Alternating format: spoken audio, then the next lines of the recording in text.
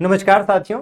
UP triple SC और UP PSC ये दो आयोग उत्तर प्रदेश के ऐसे हैं जिनमें बेहतरी के लिए, जिनमें सुधार के लिए, जिनके अंतर्गत आने वाली ऑफिशियल वेबसाइट और अन्य सुविधाओं को बेहतर करने के लिए तथा किसी भी प्रकार की सूचिता को भंग करने वाले जैसे पेपर लीक जैसे मुद्दे को कहीं ना कहीं सुधारने के लिए और चीजों को सही तरीके से आगे बढ़ाने के लिए हाल ही में उत्तर प्रदेश सरकार के द्वारा पेश किए गए अनुपूरक बजट में 66 करोड़ रुपए का प्रावधान किया गया है। और इन 66 करोड़ रुपयों में आप देखेंगे कि लगभग 20.19 करोड़ तो केवल यूपी ट्रिपल एससी की वेबसाइट को बेहतर करने के लिए किया गया है। आपको बता दें कि हाल फिलहाल में आपने देखा कि लगभग जितने भी वैकेंसीज हैं, जितने भी एप्लीकेशंस हैं, सब में आपने वेबसाइट क्रैश की समस्या, वेबसाइट स्लो डाउन की समस्या लगातार देखी। इसको यहां पर मेंशन भी किया गया है कि यूपी ट्रिपल एससी आयोग की वेबसाइट पर आवेदन या परीक्षा परिणाम के दौरान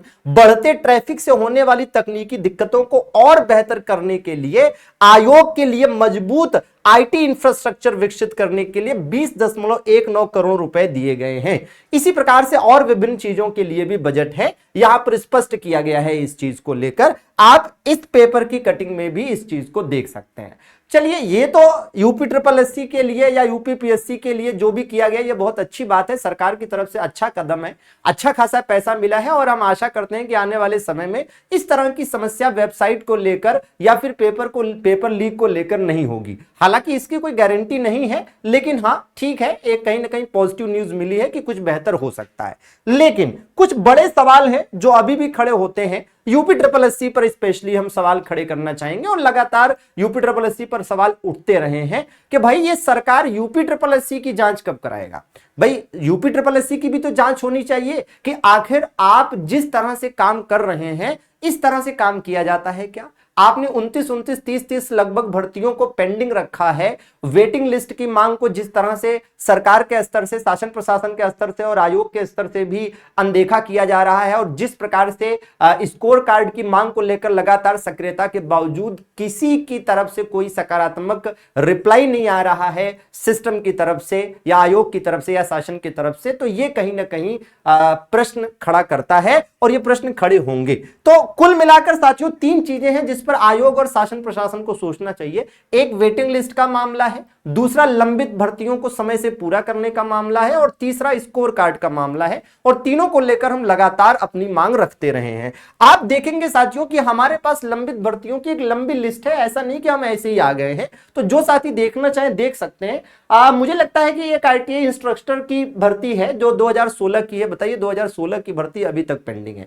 इसी प्रकार से देखिए एक जूनियर असिस्टेंट 54 पद वाली वैकेंसी है, शायद इसका भी अभी फाइनलाइजेशन नहीं हुआ है। इसी प्रकार से देखिए ग्राम पंचायत अधिकारी वीपीओ, भाई साहब कितना लंबा इसको लटकाएंगे। आप सोचिए वीपीओ वाले केस में तो ऐसा रहा कि जब एकदम सोता रहा आयोग, एकदम सोता रहा और जब लोगों की तरफ से, बच्चों की तरफ से, छात्रों की तरफ से, टीचर्स की तरफ से प्रेशर बनाया गया, तब जाकर आयोग जागा और उसको अचानक याद आया कि अरे ये वाला पद भी रह गया है ना।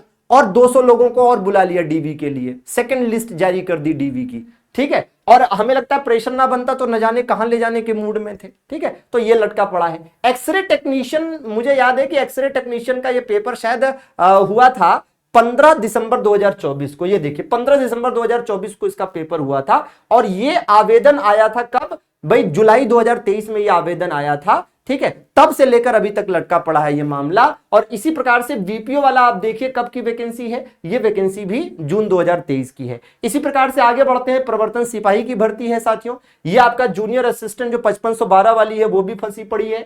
वन रक्षक तथा जो वन जीव रक्षक करके है वो भी फंसी हुई है। स्टेनोग्राफर 333 का मामला लटका पड़ा है। स्टेनोग्राफर 1224 का भी मामला फंसा पड़ा है, ठीक है। ड्राफ्ट्समैन का, नक्शा 20 का, स्टोर कीपर का भी फंसा पड़ा है। इसी प्रकार से जूनियर लेखाकार एवं लेखा परीक्षक का मामला है।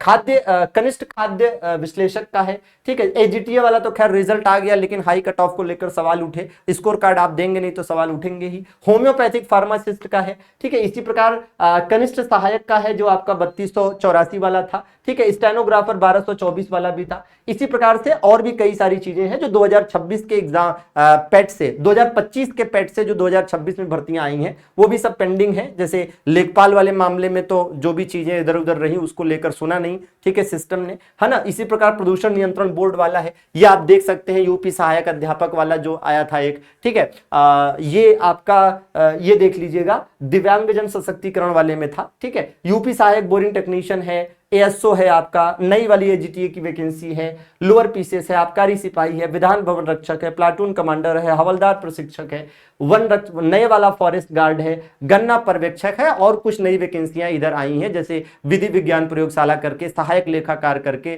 ठीक है। तो इस तरह की वैकेंसीज हैं, और ये सब जो है एक तरह से अगर आप देखेंगे, काउंट करेंगे, तो कुल मिलाकर यूपी ट्रिपल एससी के पास लगभग 29-30 ऐसी भर्तियां होती हैं टोटल काउंटिंग में, जिनकी प्रक्रिया लंबित है, और किसी का एग्जाम नहीं हुआ है, तो किसी का डीबी नहीं हुआ है, तो किसी का रिजल्ट आना है, किसी का टाइपिंग होना है, तो कुछ न कुछ फंसा पड़ा है, ठीक है। तो मैं यही कहूंगा कि भैया ये अच्छा कदम है कि आपने 66 करोड़ रुपए दिया चीजों को बेहतर करने के लिए, लेकिन थोड़ा सा ये भी ध्यान दीजिए कि जिस तरह से ये लंबित भर्तियां हैं, ये निश्चित रूप से प्रक्रिया पर और तंत्र पर सवाल खड़ा करता है, और इस तरह की चीजें जो है होनी नहीं चाहिए। और अगर आप देखेंगे तो इनको आज नहीं कल पूरा करना ही है, पूरा करने के लिए ही तो वैकेंसी निकाली गई है, और जरूरत है विभिन्न विभागों में, तभी तो ये वैकेंसी निकाली गई है।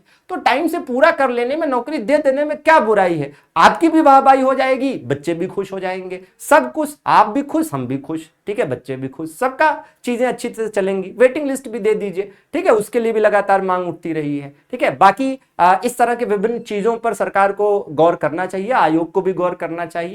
बाकी आप सभी साथी इस चैनल को सब्सक्राइब जरूर कर लें, ताकि आपकी हक की बात होती रहे और हम लगातार आपसे जुड़े रहें और चीजों को बेहतर बनाने की दिशा में अपने प्रयास करते रहें। प्रयास करने से होता है, और ऐसा नहीं है कि प्रयास नहीं किए गए। कुछ लोग कहते हैं अरे सर केवल वीडियो बनाने से होगा क्या? तो केवल वीडियो बनाने से नहीं होगा, प्रयास तो किए गए हैं। आप देखिए ना भाई, मंत्रियों से, विधायकों से, सांसदों से मिलकर उन्हें ज्ञापन देने का काम मैंने भी किया, आप में से भी बहुत सारे लोगों ने ये किया, ठीक है ना। उसका प्रमाण आप यहां पर देख सकते हैं कि अलग अलग है कि भैया किसने कहां से कहां पर किस विधायक या मंत्री या सांसद से मिलकर इस बाबत प्रयास किए हैं। आप ये देख सकते हैं कि इस तरह से कई विधायकों, सांसदों से लेटर भी मुख्यमंत्री को, आयोग को और विभिन्न चीजों को लेकर लिखवाए गए, ठीक है। लेकिन अब उसका परिणाम सकारात्मक रूप से निकल कर नहीं आया। न जाने मामला कहां क्या जो है ऐसा रह गया कि लोगों के कान के नीचे बिल्कुल जूं तक नहीं रेंग रही है, उन्हें समझ नहीं आ रहा है कि आखिर क्या चल रहा है, मतलब क्यों भाई इस तरह की लेट लतीफी हो रही है और सुना नहीं जा रहा है और अनसुना किया जा रहा है। या तो कह सकते हैं कि मुझे तो लगता है कि सुनकर अनसुना करा जा रहा है, और तंत्र की नजर में, इन नेताओं की नजर में शायद ये सब चीजें उतने मायने नहीं रखती हैं, लेकिन इन्हें आज नहीं कल समझ में आएगा कि चीजें गलत है और इनमें सुधार की जरूरत है। फिलहाल जुड़े रहिए और भी अपडेट के लिए। धन्यवाद, आभार।